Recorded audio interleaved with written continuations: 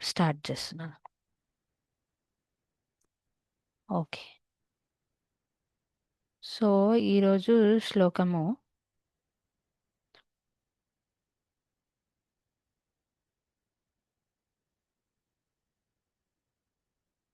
Slide show.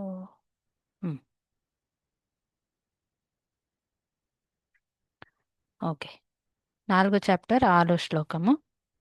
అజోపి సన్నవ్యయాత్మా భూతానామీశ్వరోపి సన్ ప్రకృతిం స్వామధిష్టాయ సంభవామ్యాత్మమాయయా.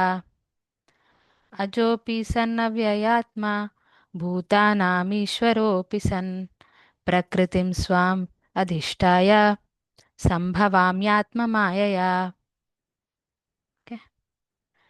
వర్డ్ టు వర్డ్ చదువుతారా ప్రభుజీ? అజహ పుట్టుక లేనివాడును, అపి అయినప్పటికీ, సన్ ఆ ఆ రకంగా, అవ్యయ నశింపు లేనట్టి, ఆత్మ శరీరము, భూతానం పుట్టిన వాటన్నిటికీ, ఈశ్వర ప్రభువు ఆపి అయినప్పటికీ, సన్ ఆ రకంగా, ప్రకృతి దివ్య రూపంలో, స్వాం నా యొక్క అధిష్టాయ నిలిచి ఉండి, సంభవామి అవతరిస్తాను, ఆత్మమాయాయ నా ఆంతరిక శక్తిచే. Thank you Prabhuji. ఇక్కడ ఒకటి మనం గమనిస్తే ఈ ఆత్మ అని ఉంది కదా, ఆత్మ అని మనకు ఏమని చెప్తున్నారు? శరీరము అని ట్రాన్స్లేట్ శరీరం. చేశారు కదా. అవును. సో మనం ఆత్మ అంటే నార్మల్గా ఆ, మనం అర్థం చేసుకునేది వేరు. శరీరం, దేహం భౌతికమైనది, ఆత్మ ఆధ్యాత్మికమైనది. కానీ ఆత్మకు ఎలాగైతే ఇంగ్లీష్లో కూడా మనం చూస్తే ఒక్కొక్క వర్డ్కి చాలా మీనింగ్స్ ఉంటాయి, తెలుగులో కానీ ఏ భాషలో అయినా కానీ. సో సాంస్క్రిట్లో కూడా ఆత్మ అన్న శబ్దానికి కూడా చాలా మీనింగ్స్ ఉన్నాయి.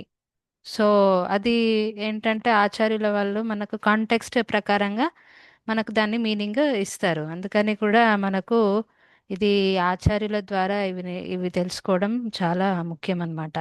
సో ఇక్కడ ఆత్మ అని శరీరము అని ట్రాన్స్లేట్ చేశారు. అది కాంటెక్స్ట్ ప్రకారం. ఎట్లాగైతే వెల్ వెల్ అన్న వర్డ్ ఉంది కదా, వెల్ అంటే బావి కూడా అవుతుంది, ఆర్ యు వెల్ అంటే ఆర్ యు ఫైన్ అలా కూడా అవుతుంది.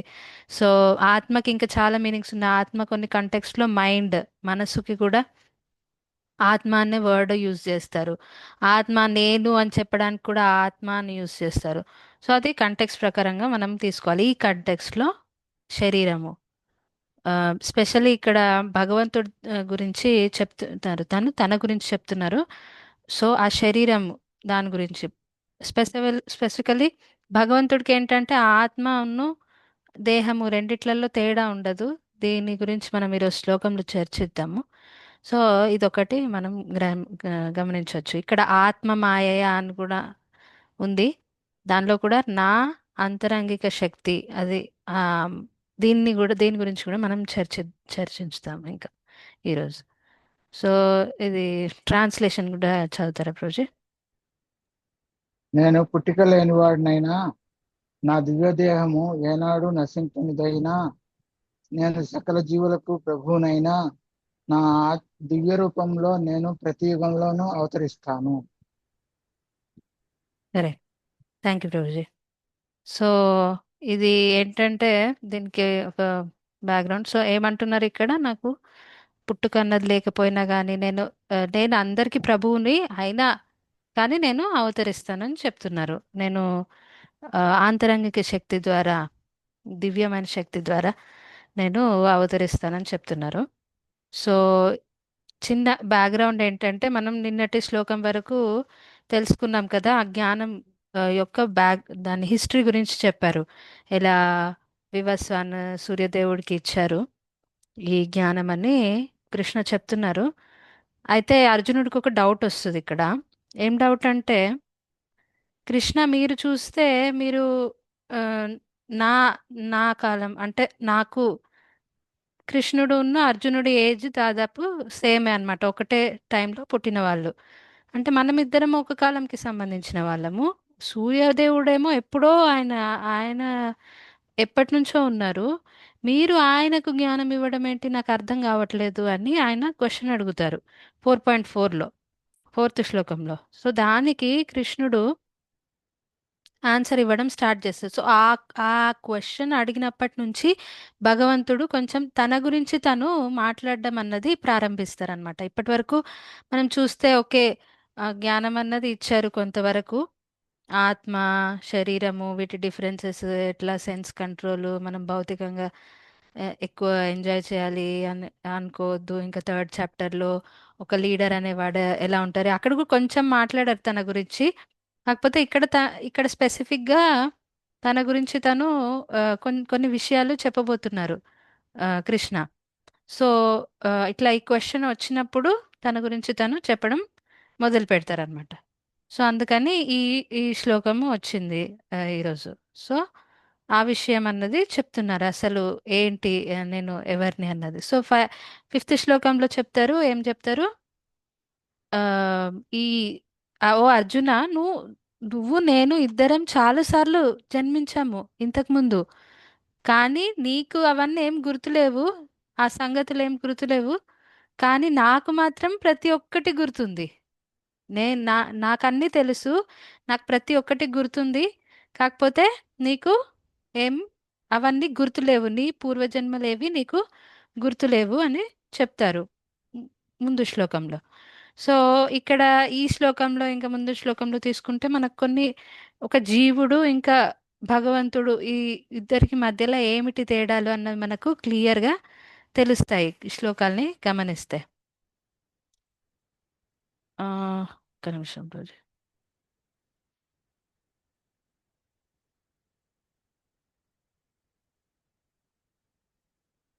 సారీ ఏదో ప్రాబ్లం వచ్చినట్టుంది, టెక్నికల్ ఎర్రర్, 1 మినిట్.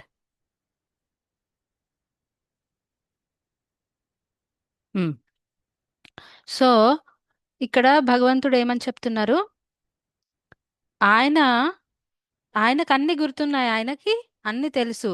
కానీ జీవాత్మల పరిస్థితి ఏముంది, మనకు మనకు పూర్వజన్మ కాదు కదా, లాస్ట్ మంత్ ఏం చేసామో గుర్తుండదు, లాస్ట్ వీక్ ఏం చేసామో గుర్తుండదు, మన చిన్నప్పటి విషయాలు ఏవో కొద్ది కొద్దిగా మబ్బు మబ్బుగా కొంచెం కొంచెం గుర్తుంటావి.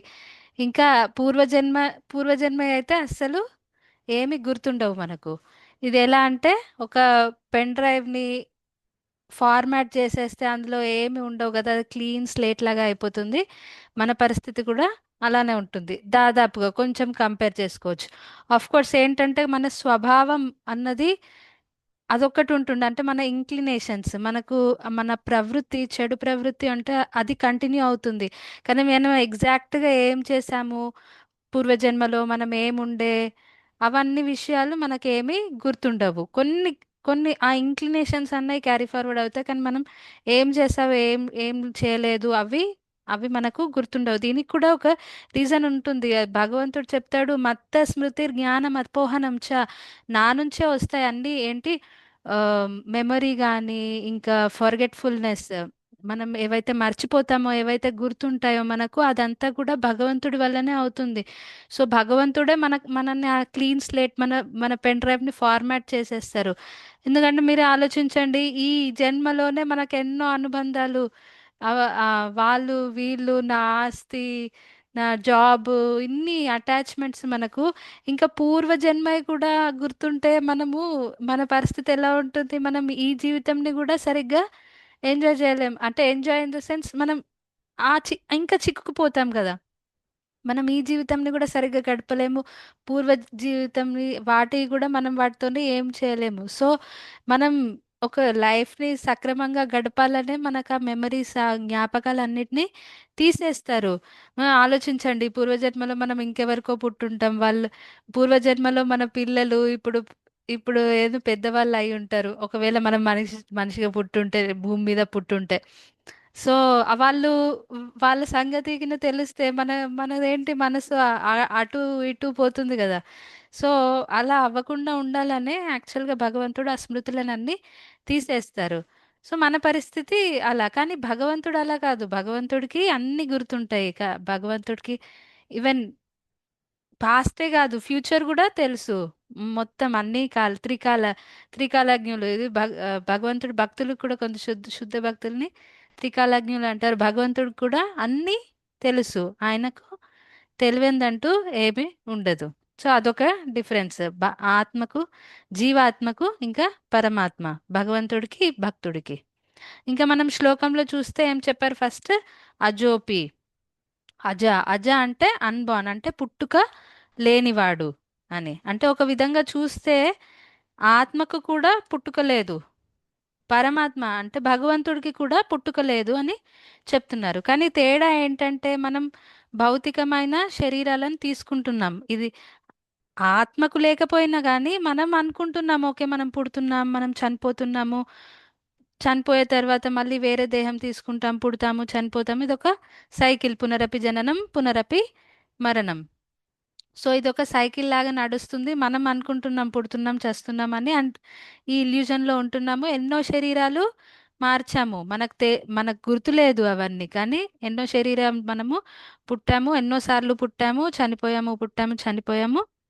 కానీ భగవంతుడు, ఆయన అజహ అని అంటున్నాడు. అంటే మనలాగా ఆయన.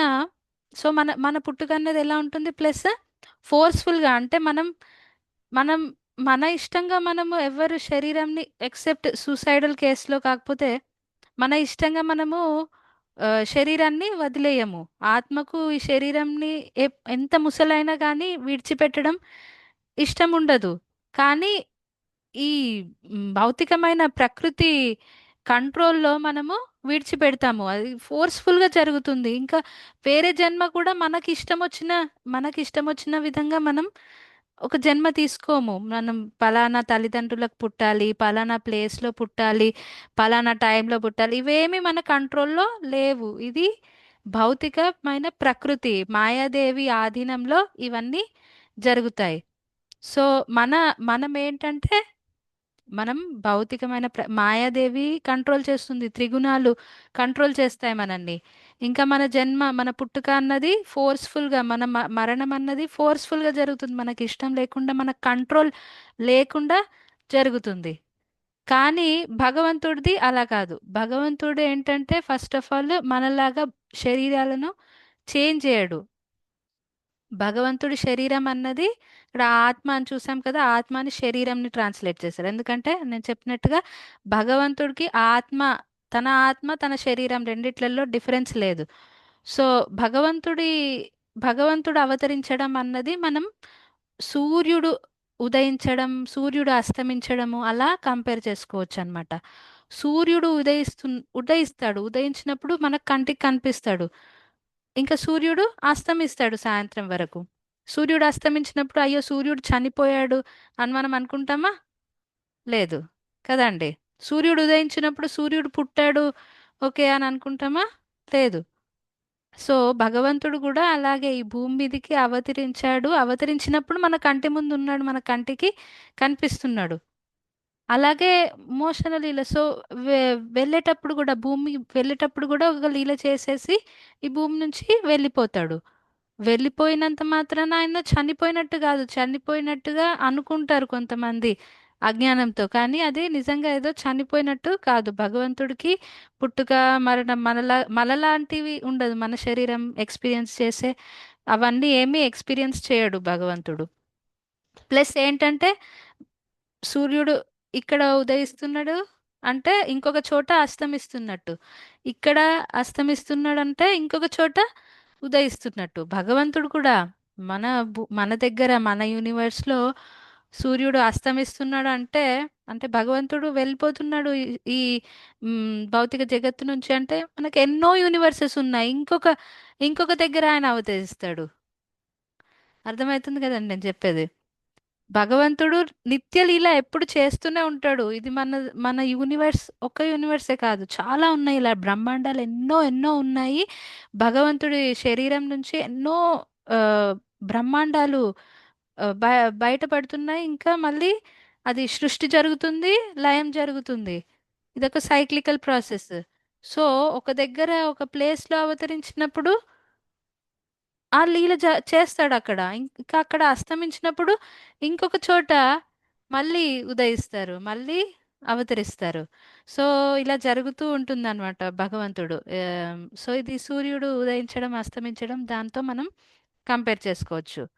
సో ఇక్కడ భూతానాం ఈశ్వరోపి సన్ అని మనకు శ్లోకంలో వచ్చింది. అజోపి సన్ అవ్యయాత్మ భూతానాం ఈశ్వరోపి సన్ అంటే నేను అన్ని జీవులకు నేను ప్రభువుని.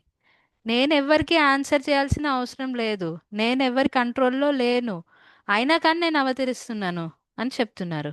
అంటే మనం అర్థం చేసుకోవాలి మనం మన పరిస్థితి, భగవంతుడు ఇవి రెండు చాలా డిఫరెంట్ థింగ్స్. ఇవి రెండు మనం చాలా ఫోర్స్ఫుల్గా వస్తున్నాం ఈ భూమిలో జన్మ తీసుకుంటున్నాము. కానీ భగవంతుడికి అలాంటి ఫోర్స్ చేసే వాళ్ళు ఎవ్వరు లేరు. ఆయనను కంట్రోల్ చేసే వాళ్ళు ఎవ్వరు లేరు. He is the controller. భౌతికమైన ప్రకృతికి కూడా, మాయాదేవికి కూడా, త్రిగుణాలకు కూడా ఆయనే అధిపతి. మనల్ని ఈ మూడు గుణాలు కంట్రోల్ చేస్తున్నాయి. మనల్ని ఈ మూడు గుణాలు కంట్రోల్ చేస్తున్నాయి. కానీ భగవంతుడు వీటికి పరే ఉన్నాడు. భగవంతుడు భూమి మీదకి వచ్చినప్పుడు మనలా చూడ్డానికి కనిపిస్తాడు. కృష్ణుడు ఏంటి మనలాగానే రెండు చేతులు, రెండు కాళ్ళు, మనిషిలాగానే కనిపిస్తాడు.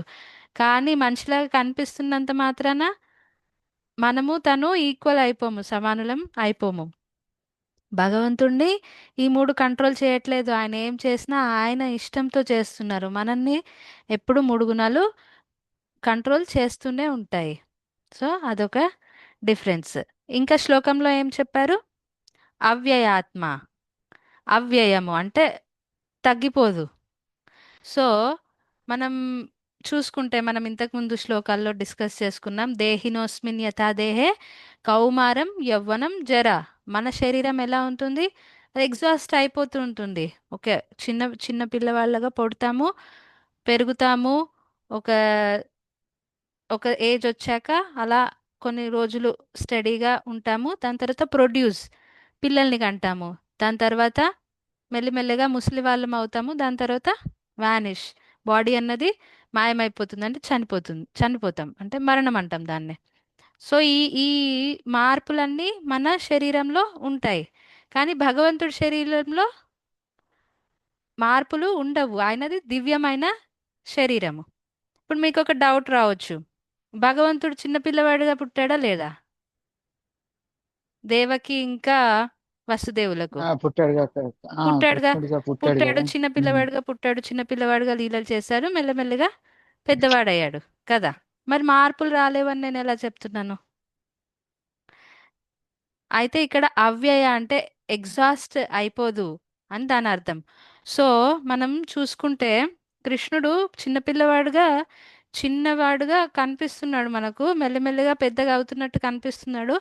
కానీ మనం చూసుకుంటే ఆయన శరీరం ఏదైతే ఉందో 16 ఏళ్ల వయస్సు లో ఎలా అయితే ఉంటుందో శరీరము, అదే శరీరం, అలాంటి శరీరమే ఇంకా కంటిన్యూ అవుతూ వెళ్తూ ఉంటుంది అనమాట. సో అది అది ఎటర్నల్ ఏజ్ ఆఫ్ కృష్ణ అని చెప్తారు. అంటే 16 ఏళ్ల కంటే ఒక్క రోజు కూడా ఆయన ఇంకా పెరగడనమాట. అదే ఏజ్లో ఉంటాడు. ఇప్పుడు మన కృష్ణ బృందావన్ వదిలిపెట్టేసి మథుర, ద్వారక వెళ్తాడు. దాని తర్వాత ఎంతో మందిని పెళ్లి చేసుకుంటాడు. ఎంతో మంది పిల్లల్ని కంటాడు. సో ఇంకా యుద్ధం అయ్యేసరికి, ఆ యుద్ధం అయ్యేటప్పటికి దాదాపు కృష్ణుడికి 100 ఏళ్ళు దాటాయి. 125 ఏదో ఉంటుంది, ఎగ్జాక్ట్గా నాకు గుర్తులేదు. కానీ 100+ ఇయర్స్ ఉంటుంది. కానీ అప్పటికి కూడా కృష్ణుడి వయస్సు అంటే చూడ్డానికి అయితే 16 ఏళ్ల అబ్బాయి లాగానే కనిపించేవాడనమాట. ఈవెన్ కురుక్షేత్ర యుద్ధం అప్పుడు కూడా ఎప్పుడు కూడా కృష్ణ ముసలివాడు అవ్వలేదు.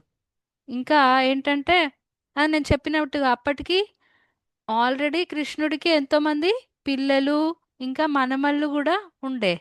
కానీ అయినప్పటికీ అప్పటికి కూడా కృష్ణుడు ఏజ్ చూడ్డానికి ఎలా కనిపించేవాడు?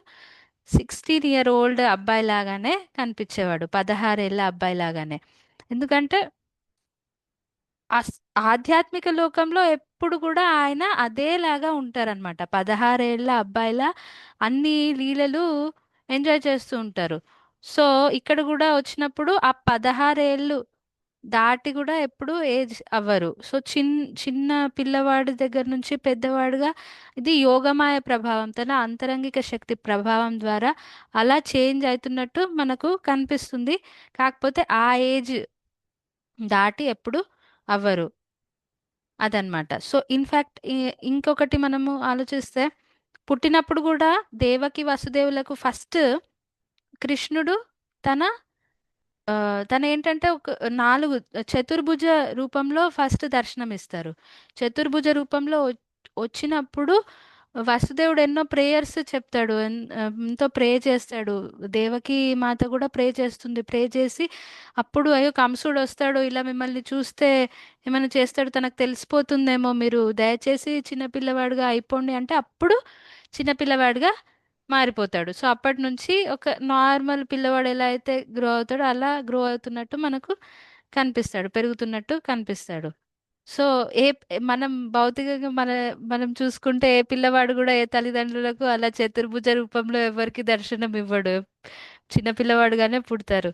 సో ఇన్ఫా కృష్ణుడి జన్మ ఎలా అవుతుందో అది మనకు భాగవతంలో చాలా డీటెయిల్డ్ గా ఒక సాధారణ పురుషుడు స్త్రీ కలిస్తే ఎలా అయితే గర్భవతులు అవుతారో అలా రాడు కృష్ణ. అది చాలా డీటెయిల్ గా చాలా మంచిగా ఎక్స్ప్లెయిన్ చేశారు భాగవతంలో. అవి మనం మేబీ ముందు శ్లోకం ఉంటుంది, జన్మ కర్మ చమే దివ్యం, అందులో మీరు ఆ, ఎవరైనా తీసుకున్న వాళ్ళు ఎక్స్ప్లెయిన్ చేస్తారు మంచిగా. సో అదనమాట. ఆ, ఇంకేం చెప్తున్నారు ఈ శ్లోకంలో? ప్రకృతిం స్వాం అధిష్టాయ. సో ప్రకృతి అంటే కూడా ఇక్కడ మీనింగ్ కొంచెం వేరే. ప్రకృతి అంటే మనం భౌతికమైన ప్రకృతికి వాడతాం కదా. సో ఇక్కడ ఈ కంటెక్స్ట్ లో మీనింగ్ ప్రకృతి అంటే కృష్ణుడి స్వభావం లేదా స్వరూపము, నేచర్. ప్రకృతి మనం నార్మల్గా కూడా దాన్ని నేచర్, ఒకరి నేచర్ లేకపోతే ఒకరి స్వభావం లేదా స్వరూపం అని మనం అర్థం చేసుకోవాలి ఇక్కడ. సో కృష్ణుడి ఇది ఏం చెప్తున్నారు? కృష్ణుడి స్వభావం లేదా స్వరూపము ఏంటి? 3 ఆస్పెక్ట్స్ ఉన్నాయి కృష్ణుడి స్వరూపంలో. మీకు తెలిసే ఉంటుంది, మనం ఆ, వాడుతూ ఉంటాం చాలా. సత్ చిత్ ఆనంద్. సో సత్ అంటే ఏంటి? సత్ అంటే ఎటర్నల్, ఎప్పటికీ ఎల్లప్పటికీ ఉంటుందన్నమాట.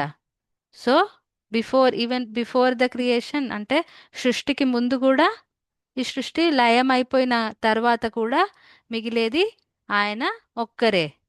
ఈశ్వర సర్వభూత ఈశ్వర పరమకృష్ణ సచ్చిదానంద విగ్రహ అనాదిరాదిర్ గోవింద సర్వకారణ కారణం. ఇది బ్రహ్మ సంహితలో వస్తుంది ఫస్ట్ శ్లోకంగా. బ్రహ్మదేవుడు అంటారనమాట సచ్చిత్ ఆనంద్. సో సత్ అంటే ఆయన ఎల్లప్పుడూ ఎప్పటికీ ఉంటారు. ఈ క్రియేషన్, ఈ భౌతిక జగత్ అన్నది సృష్టింపబడినప్పుడు కూడా ఆయన ఉన్నారు. మనం కూడా ఉన్నాం ఆత్మ రూపంలో, కానీ అన్మానిఫెస్టెడ్ ఫామ్ లో. ఆయన ఆమ్, సో సృష్టి అయ్యేటప్పుడు ఏంటంటే ఆయన శరీరంలో నుంచి ఈ భౌతికమైన బ్రహ్మాండాలన్నీ బయటకు వస్తాయి. అప్పుడే మనం కూడా ఆయన శరీరంలో నుంచి బయటకు వస్తాము. లయం అంటే ఆయన శరీరంలోకి అన్ని వెళ్ళిపోతాయి. కాకపోతే ఏంటంటే ఇది మొత్తం మర్జ్ అయిపోవు అంటే మర్జ్ అయిపోవు అంటే మన ఐడెంటిటీ, మన ఇండివిజువల్ సోల్ లాగా మనకున్న ఐడెంటిటీ అలానే ఉంటుంది. దీని గురించి ఇంకా డిస్కస్ చేద్దాం ఇప్పుడు. సో అలా అన్నమాట. భగ్ ఆయన ఆయన మాత్రం ఎప్పుడు అలానే ఉంటారు. ఆయన ఎప్పుడు హీఈస్ ఆల్వేస్ కాన్షియస్. ఆయనకు ఆమ్, ఆయన ఎప్పుడు ఏం చేస్తున్నారు ఆయనకు ఎప్పుడు అన్ని గుర్తుంటాయి. So that is the second part. అదేంటి?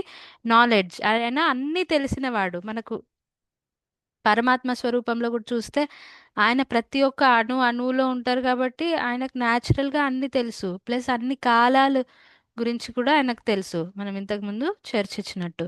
ఇంకా ఆనంద, బ్లిస్ఫుల్, హీఈస్ ఆల్వేస్ హ్యాపీ. ఎప్పుడు కూడా ఆయన ఎల్లప్పుడూ సంతోషంగానే ఉంటారు.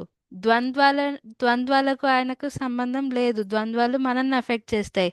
సుఖము దుఃఖము, ఇంకా లాభాలు, జయ నష్టాలు, ఇవన్నీ మనం ఆలోచిస్తాము. ఆయన ఆయన ఏంటంటే ఎప్పుడూ ఆనందంగానే ఉంటారు. ఆయన భౌతిక ప్రపంచంలో కానీ కృష్ణుల్లో కానీ మనకు ద్వంద్వాలు కనిపించవు. ఆయన ఎప్పుడు ఎల్లప్పుడూ ఆనందంగానే ఉంటారు, ఎలాంటిదైనా కానీ. ఇంకా అపమానాలు అపమానించినా గానీ ఆయనకు ఫరక్ పడదు.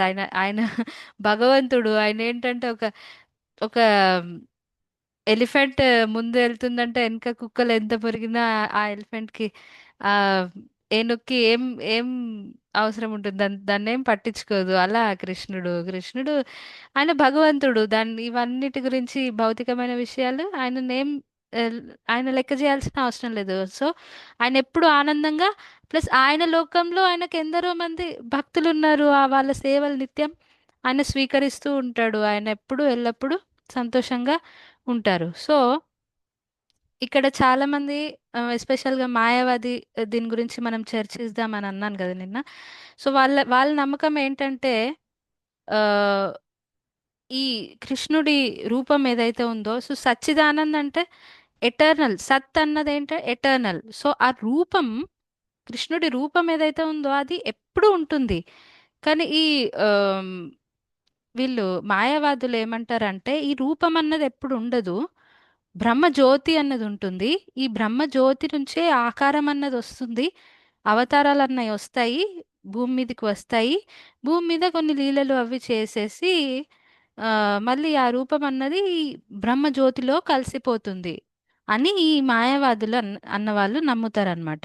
కానీ ఇదేంటంటే ఈ భగవద్గీత శ్లోకాల మొత్తం వ్యతిరేకం అన్నమాట, పురాణాలకు మొత్తం వ్యతిరేకము. ఇక్కడ మనం సత్ అంటే వీళ్ళు ఏమంటారు, బ్రహ్మజ్యోతి అన్నది ఎప్పుడు ఎల్లప్పుడూ ఉంటుంది, ముందు సృష్టికి ముందు తర్వాత ఉంటుంది సత్ అన్నది. ఓకే. కానీ ఈ బ్రహ్మజ్యోతిలో ఆనందం ఎలా అర్థం చేసుకోవాలి, జ్ఞానం ఎలా అర్థం చేసుకోవాలి, నాలెడ్జ్ ఎలా అర్థం చేసుకోవాలి? అది జ్యోతి అంటే దానిలో ఆనందం అన్నది మనం ఎలా అర్థం చేసుకుంటాము? కానీ బ్రహ్మ బ్రహ్మానందం అని అంటారు, కానీ ఏం ఆనందం అది? అది జస్ట్ ఇట్స్ లైట్, బ్రహ్మ జ్యోతి అని అనుకుంటే. కానీ మనకు అదే పర్సనల్ ఫామ్ కృష్ణుడి ఆ, రూపంలో ఇవి అన్నీ కనిపిస్తాయి. మనం అన్నీ అర్థం చేసుకోవచ్చు. సత్ చిత్ ఆనంద్ మూడు ఆస్పెక్ట్స్ కూడా మనం అర్థం చేసుకోవచ్చు. సో బ్రహ్మ జ్యోతి రూపములో మనం సత్ మాత్రమే అర్థం చేసుకోగలుగుతాం. పరమాత్మ రూపంలో మనము సత్ చిత్ రెండు అర్థం చేసుకోగలుగుతాం. పరమాత్మగా కృష్ణుడు లేదా భగవంతుడు ప్రతి ఒక్కరు హృదయంలో, ప్రతి ఒక్క కణంలో, అణు అణువులో ఉంటాడు అన్నది కూడా నిజమే. కానీ దానివల్ల ఆ రియలైజేషన్ వస్తుంది కొంతమందికి. సో దానివల్ల ఏంటంటే ఆయన ఎప్పుడు ఉంటారు అన్నది అర్థం చేసుకోవచ్చు. ఆయన అణు అణువులో ఉంటారు కాబట్టి ఆయనకు అన్ని తెలుసు అన్న ఆస్పెక్ట్ ని కూడా అర్థం చేసుకోవచ్చు. కానీ అదే కృష్ణుడు ఎక్స్పాండ్ అయ్యి, బ్రహ్మజ్యోతి అంటే ఏంటిది? యాక్చువల్గా ఆయన శరీరంలో నుంచి వచ్చే కాంతియే, అదే బ్రహ్మజ్యోతి. సో భగవంతుడి రూపంని ఎవరైతే అర్థం చేసుకోగలుగుతారో వాళ్ళకి ఈ మూడింటి గురించి తెలుస్తుంది. ప్లస్ బ్రహ్మజ్యోతి గురించి కూడా తెలుస్తుంది. పరమాత్మ పరమాత్మ గురించి కూడా అర్థమవుతుంది. ఇంకా రూపం గురించి కూడా అర్థమవుతుంది. సో సత్ చిత్ ఆనంద్ మూడు విషయాలు కూడా అర్థమవుతాయి మనము రూపం మీద ఫోకస్ చేస్తే అన్నమాట. సో ఇక్కడ భగవంతుడి స్వరూపం అలాంటిది. ఆయన అవతరిస్తారు. అవతరించడం అంటే దిగి రావడం. ఆయన ఆయన అదేదో మ్యానుఫ్యాక్చర్ అయ్యి, ఆ ఫామ్ మ్యానుఫ్యాక్చర్ అయ్యి రాదు ఇక్కడికి. ఈవెన్ వేరే అవతారాలు తీసుకున్నా కానీ నరసింహదేవు, వామనదేవు, ఇవి అప్పటిదప్పుడు జస్ట్ సృష్టించబడిన ఫామ్స్ కాదు. ఇవి ఎల్లప్పటికీ ఉండే రూపాలు ఇవి. ఆధ్యాత్మిక జగత్తులో ఎలాగైతే భౌతిక ప్రపంచాలు, బ్రహ్మాండాలు చాలా ఉంటాయి, ఆధ్యాత్మిక ప్రపంచాల్లో కూడా రకరకాలుగా వెరైటీ ఉంటుంది. ఒక లోకంలో కృష్ణుడు లేదా విష్ణు నరసింహస్వామి లాగా ఉంటారు, ఒక దగ్గర వామన దేవుడు లాగా ఉంటారు, ఒక దగ్గర విష్ణుమూర్తి లాగా ఉంటారు, అండ్ టాప్ మోస్ట్ లోకంలో కృష్ణుడు లాగా ఉంటారు. సో ఇవి రూపాలన్నది ఎటర్నల్ చెప్తున్నారుగా సచ్చిత్ ఆనంద్ అంటే ఇది ఎటర్నల్, ఎప్పటికీ ఉంటాయి. అవేవో క్రియేట్ చేయబడిన ఫార్మ్స్ కావు, దే ఆర్ ఎప్పటికీ శాశ్వతమైన రూపాలన్నమాట. ఈ పాయింట్ మనం డిస్కస్ చేసుకున్నాం. ఇంకా ఆత్మకు శరీరంకి మధ్యలో భేదం ఉండదు భగవంతుడిలో, మనకు ఉంటుంది. సో ఇది ప్రకృతిం స్వాం అధిష్టాయ భగవంతుడి స్వరూపం గురించి. ఇంకా ఆత్మ మాయయ సంభవామ్యాత్మ మాయయ అని చెప్పారు కదా. ఇదేంటంటే భగవంతుడి యొక్క మూడు శక్తుల గురించి అన్నమాట. సో మూడు శక్తులు భగవంతుడి ఏంటంటే ఆంతరంగిక శక్తి, బహిరంగిక శక్తి అండ్ తటస్థ శక్తి. మూడు శక్తులు ఉంటాయి అన్నమాట. అంటే చాలా శక్తులు ఉంటాయి, కానీ మనం ఒక హై లెవెల్లో డివైడ్ చేసుకుంటే మనం ఈ మూడు శక్తులుగా మనం కేటగరైజ్ చేయొచ్చు. ఆంతరంగిక శక్తి అంటే ఇంటర్నల్ ఎనర్జీ. ఆ, లేదా ఇక్కడ ఆత్మ మాయ అనేదైతే ఉన్నారో అది ఆంతరంగిక శక్తి అన్నట్టు, లేదా దీన్ని యోగ మాయ అని కూడా అంటారు. ఈ శక్తితో ఏంటంటే తను తను పర్సనల్గా చేసే లీలలు ఏవైతే ఉంటాయో, లేదా ఆధ్యాత్మిక ప్రపంచంలో కి సంబంధించిన విషయాలన్నీ ఈ శక్తి ఆధీనంలో ఉంటాయి అని మనం అర్థం చేసుకోవచ్చు. మెయిన్గా తను చేసే లీలలు, ఇంకా భగవంతుడు భక్తులు ఎవరైతే ఉంటారో భక్తుల విషయానికి వస్తే యాక్ట్ చేసే ఎనర్జీ శక్తి ఏంటంటే భగవంతుడి ఆంతరంగిక శక్తి. దీన్ని యోగమాయ అని కూడా అంటారు, ఆత్మమాయ అని కూడా అంటారు. అది హిజ్ ఇంటర్నల్ ఎనర్జీ. ఇంకొక శక్తి బహిరంగిక శక్తి. బహిరంగిక శక్తి అంటే మహామాయ, లేదా ఇదే మనం భౌతిక ప్రకృతి అని కూడా అంటాం. ఈ త్రిగుణాలు, భౌతిక సృష్టి, స్థితి, ఇవన్నీ భౌతికమైనవన్నీ జరిగేవి ఈ బహిరంగిక శక్తి ద్వారా జరుగుతాయి. భూమిరాపో అనలో వాయో ఖమ్మనో బుద్ధిరేవచ అహంకార ఇతియమ్మే భిన్న ప్రకృతి రాష్ట్రద. ఇక్కడ ఆత్మమాయ అంటున్నారు, అక్కడ భిన్న ప్రకృతి అంటారు. అంటే భౌ భౌతికమైన విషయాలన్నీ, భూమి, పంచభూతాలు, లేదా ఆ, మన శరీరాలు, ఇవన్నీ కూడా భౌతికమైనవి. ఈ భౌతికమైన అన్ని ఇవి భగవంతుడు దేని ద్వారా కంట్రోల్ చేస్తాడు? భౌతికమైన శక్తి లేదా బహిరంగిక శక్తి ద్వారా కంట్రోల్ చేస్తారు. సో ఈ మహామాయ బహిరంగిక శక్తి అంటే దుర్గాదేవి స్వరూపం. ఆత్మమాయ ఇంటర్నల్ ఎనర్జీ అంటే రాధారాణి స్వరూపం, శ్రీమతి రాధారాణి స్వరూపం అని మనం అర్థం చేసుకోవచ్చు. తటస్థ శక్తి అంటే ఇది మన జీవాత్మలం అన్నమాట. అంటే తటస్థ శక్తి మార్జినల్ ఎనర్జీ అంటారు ఇంగ్లీష్లో. దీని స్వభావం ఏంటంటే యాక్చువల్గా మనము ఆంతరంగిక శక్తికి సంబంధించిన వాళ్ళం, అంటే ఇక్కడికి చెందిన వాళ్ళము. కానీ మన ఇండిపెండెన్స్ వల్ల ఆ, మనం ఇంతకుముందు డిస్కస్ చేసినట్టు ఏంటంటే భౌతిక శక్తి, ఈ బహిరంగిక శక్తి ద్వారా మనం కంట్రోల్ చేయబడగలుగుతాం. అంటే భగవంతుణ్ణి కంట్రోల్ చేయలేవు ఈ శక్తులు, భగవంతుడే ఈ శక్తుల్ని కంట్రోల్ చేస్తాడు. కానీ మనం ఏంటంటే మనం ఇక్కడైనా ఉండొచ్చు, ఆంతరంగిక శక్తిలో కూడా ఉండొచ్చు, బహిరంగిక శక్తిలో కూడా ఉండొచ్చు. సో మనం యాక్చువల్గా ఇక్కడికి సంబంధించిన వాళ్ళం, ఆంతరంగిక శక్తి ఇంటర్నల్ ఎనర్జీ. కానీ మన బుద్ధి దుర్బుద్ధి వలన మనం ఇక్కడికి వచ్చి పడ్డాము. ఇంకా బహిరంగిక శక్తి మనల్ని ఇప్పుడు కంట్రోల్ చేస్తుందన్నమాట. సో అందుకని ఇక్కడ తను ఏం చెప్తున్నారు కృష్ణుడు? నేను వచ్చేది ఆత్మమాయ, అంతరంగిక శక్తి. మనం వచ్చేది మన జన్మలో ఎలా బహిరంగిక శక్తి ద్వారా కంట్రోల్ చేయబడతాయి. కానీ కృష్ణుడు వచ్చేది అది ఆంతరంగిక శక్తి ద్వారా వస్తాడు. తన ఇష్టంగా తను స్వతహాగా వస్తాడు అన్నమాట. సో ఇది ఇంకా ఎందుకు వస్తాడు మరి? తనని ఎవరిని ఎ- తన తనని కంట్రోల్ చేసే వాళ్ళు ఎవ్వరు లేరు. తను ఎవరికి ఆన్సరబుల్ కాదు. తాను ఒకరు చెప్పినట్టు చేయవలసిన అవసరం లేదు. మరి ఈ భౌతిక జగత్తు, ఆయన అక్కడ హ్యాపీగా ఉండొచ్చుగా ఆధ్యాత్మిక జగత్తులో, ఇక్కడికి ఎందుకు వస్తారు అని మనకు ప్రశ్న రావచ్చు. సో దీనికి ఆన్సర్ మనకు రేపు ఎల్లుండి శ్లోకాల్లో మనం తెలుసుకుంటామండి. సో ఇవేంటంటే మ్, ఇవి కూడా చాలా ఇంపార్టెంట్. మీరు చాలా సార్లు వినే ఉంటారు ఈ శ్లోకాలను. కాబట్టి రేపు ఎల్లుండి కూడా ఖచ్చితంగా మీరు జాయిన్ అవ్వడానికి ట్రై చేయండి. సో ఎందుకు వస్తారు, ఎలా వస్తారు, దేని ద్వారా వస్తారు, అది ఈరోజు తెలుసుకున్నాం. ఆంతరంగిక శక్తి. ఇప్పుడు దుష్ట శిక్షణ, శిష్ట రక్షణ కోసం ప్రతి యుగంలో భగవంతుడు అవతరిస్తారు అనే అవునవునవును. ఒక ఇది అవునవును ప్రభుజీ, కరెక్ట్ చెప్పారు. అవే శ్లోకాలు రేపు ఎల్లుండి మనము చర్చించుకుంటాం. రెండు చాలా ఫేమస్ శ్లోకాలు. ఆ, ఎందుకు, ఎలా వస్తారు, అదే మీరు చెప్పింది కరెక్టే. కాకపోతే ఇంకా డీపర్ మీనింగ్స్ అవి మనము డిస్కస్ చేసుకుందాం. మోస్ట్లీ మాతాజీ ప్రభుజీ వాళ్ళు చెప్తారు. చూస్తాం మేము, ఎవరో ఒకరు మేము తీసుకుంటాం ప్రభుజీ. సో దీనిలో కూడా చాలా ఇంకా డీపర్ మీనింగ్స్ తెలుసుకుందాం అందులో కూడా. ఇంకా ఈ రోజు డిస్కస్ చేసుకున్న దాంట్లో ఏమన్నా డౌట్స్ ఉన్నాయా Prabhuji, Mataji? Jitendra Prabhuji, Hare Krishna. Thank you join అయినందుకు. హరే కృష్ణ మాతాజీ. ప్రభుజీ అర్థమైందా ప్రభుజీ? ఈరోజు క్లాస్ ఏమో ఎక్కువ టెక్నికల్ అలా అనిపించలేదు కదా? అర్థమే. Okay okay Prabhuji. ఆ, ఏం డౌట్స్ లేకపోతే మనం ఇక్కడ క్లోజ్ చేద్దాం కాల్ని. వాంఛాకల్పతరుభ్యశ్చ కృపా సింధుభ్యైవ చ పతితానాం పావనేభ్యో వైష్ణవేభ్యో నమో నమః. అనంతకోటి వైష్ణవ బృంద की जय, श्रील प्रभुपाद की जय. हरे कृष्ण. ఓకే ప్రభు. హరే హరే కృష్ణ. కృష్ణ. హరే హరే కృష్ణ. హరే కృష్ణ.